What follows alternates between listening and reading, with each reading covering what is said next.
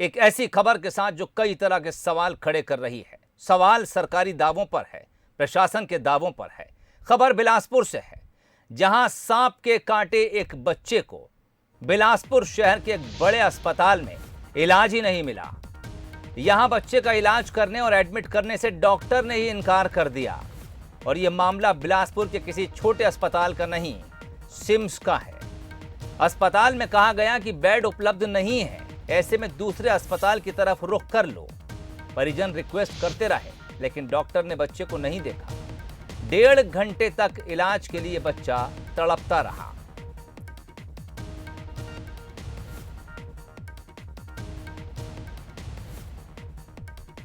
लड़के को सांप काट दिया था, तो यहाँ पर आया था चेक कराने के लिए, तो कोई चेक नहीं कर रहे हैं। डॉक्टर तो फिर अब बोल दिया यहाँ बेड नहीं खाली है, दूसरे अस्पताल ले जाइए। सीधा सीधा ना बात कर रहे हैं, ना अपने चेयर से उठ रहे हैं। कितने मरीज हैं अंदर? अंदर 3 मरीज थे, अभी एक और ही आई है लेडीज सांप काटी वाली, उसका तुरंत ट्रीटमेंट कर रहे हैं। हमारे बच्चे को अभी तक के नहीं ट्रीटमेंट कर रहे हैं। वो और क्या बोल रहे हैं? बोल रहे दूसरा अस्पताल ले जाइए।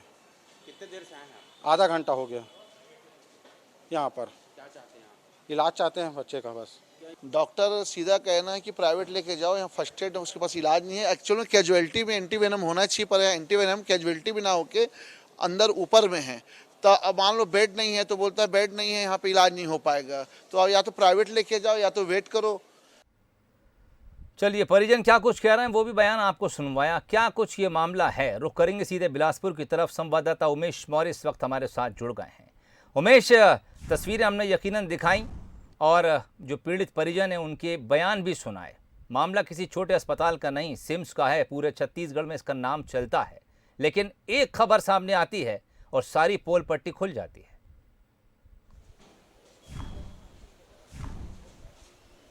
देखिए सोहेल जी, ये संभाग का सबसे बड़ा अस्पताल है। दूरस्थ अंचलों के जो मरीज हैं वो यहाँ पर इलाज कराने आते हैं, लेकिन लगातार अपने कारनामों की वजह से ये सुर्खियों पे रहा है।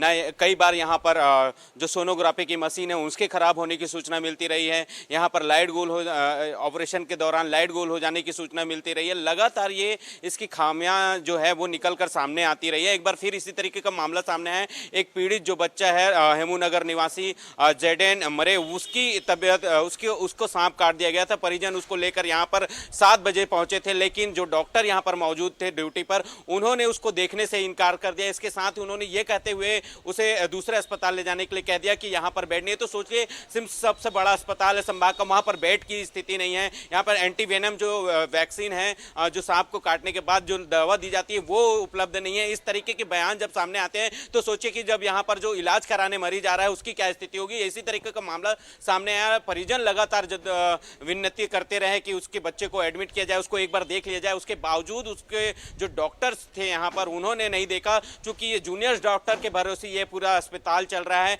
यहाँ पर तमाम जो सुविधाएं होनी चाहिए, जो चिकित्सा सुविधा होनी चाहिए, वो नहीं है। 129 डॉक्टरों की कमी है। तो किस तरीके से ये जो अस्पताल है वो खुद बीमार हो चुका है, और यहाँ पर जो बीमार मरीज है उनके इलाज के लिए हाथ खड़ा कर दिया जाता है। इसी तरीके का मामला एक सामने आया, जिसमें मरीज तड़पता रहा, लेकिन उसको इलाज के लिए किसी ने कोई डॉक्टर सामने नहीं आया। एक बार जब वहां पर हम बंसल की टीम, हमारी टीम यहां पर मौजूद थी, पूरी उसकी एक्टिविटी कैमरे पे कैद हुई, तब जाकर उसने फॉर्म भरना शुरू किया और उस बच्चे को एडमिट किया गया। फिलहाल उस बच्चे का इलाज जारी है। और लेकिन सवाल यह है कि हर जगह तो टीम हो नहीं सकती, लेकिन डॉक्टरों को भी इस चीज को सोचना चाहिए कि किस तरीके से वो पीड़ित है। अगर बच्चे को आधे घंटे के भीतर सही ट्रीटमेंट नहीं मिला, उपचार नहीं मिला, तो उसकी जान पर भी बना सकता है इस तरीके का जो सांप के काटने से। तो ये लगातार इस तरीके के मामले सोहेल जी आते रहे हैं, लेकिन विभाग प्रशासन इस ओर अब तक कोई पहल नहीं किया है, जिसकी वजह से जो सिम्स जो संभाग का सबसे बड़ा अस्पताल है वो बीमार होता जा रहा है। इस ओर ध्यान देने की जरूरत है। एक चीज जानना चाहूंगा, जो परिजन की बाइट सुन रहे थे, बयान सुन रहे थे, उनका कहना था कि एंटीवेनम अस्पताल में है, लेकिन वो आईपीडी के तौर पर मरीज को दिया जाना है, जबकि हम ओपीडी में बैठे हैं, इमरजेंसी में बैठे हैं।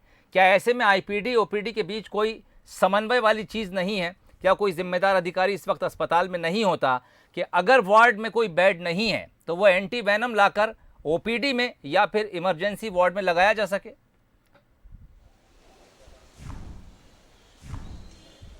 सोहेल जी, आपने एक मुन्ना भाई MBBS मूवी तो देखी होगी, जिसमें किस तरीके से जब आप फॉर्म भरेंगे तब आपका एडमिट होगा, उसके बाद आपको डॉक्टर आएंगे, फिर चेकअप करेंगे, फिर इंजेक्शन लगेगा। सेम स्थिति यहाँ पर वही स्थिति इस अस्पताल की भी बनी हुई है। और यही वजह है कि जब वो उसको एडमिट किया जाता है, उसका फॉर्म भरा जाता है, तब उसको वार्ड में शिफ्ट किया जाता, तब तक कि कितना देर हो जाता, किसी मरीज की जान पर भी ये जो पूरी सिस्टम है वो आ सकती थी। लिहाजा यहाँ पर इस तरह की स्थिति लगातार बनती रही है। और ये जो मामला है पीड़ितों का या मरीजों का यहाँ पर आने का, वो यहाँ पर कई लोग दुखी होकर भी गए हैं सोहेल, कि उनको समय पर उपचार नहीं मिला, इलाज नहीं मिला और उनको अपने जान गंवानी भी पड़ी यहाँ पर। चलिए, सांप के कांटे का मरीज था और खासकर बात ये कि बच्चा था, इसलिए बेहद गंभीर मामला था, जान जा सकती थी। 1.5 घंटे का वक्त बहुत ज्यादा होता। बहुत शुक्रिया तमाम बातचीत के लिए उमेश।